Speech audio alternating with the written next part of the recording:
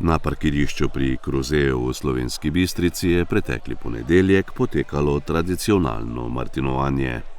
Na prireditvi so obiskovalci okušali vrhunska vina in druge kulinarične dobrote. V imenu organizatorjev je spregovoril predsednik društva vinogradnikov Ritoznoj Branko Brezovšek.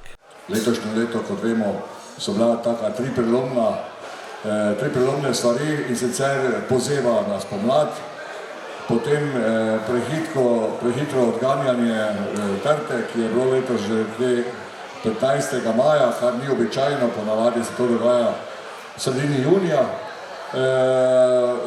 ker je vtis bilo tudi dosti deževja, ni bilo čebel, ni bilo takšnega opraševanja, tudi zaradi tega malo manj, seveda tudi potem grozdja in pa še toča na koncu, tako da iz tega, koliko smo pač lahko dobili, smo tudi naredili lahko tudi, koliko je pa letos dosti manj, kot je bilo prejšnja leta.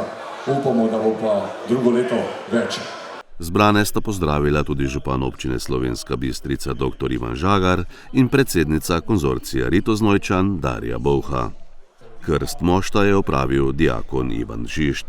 Prireditev so popestrili tudi s kulturnim programom.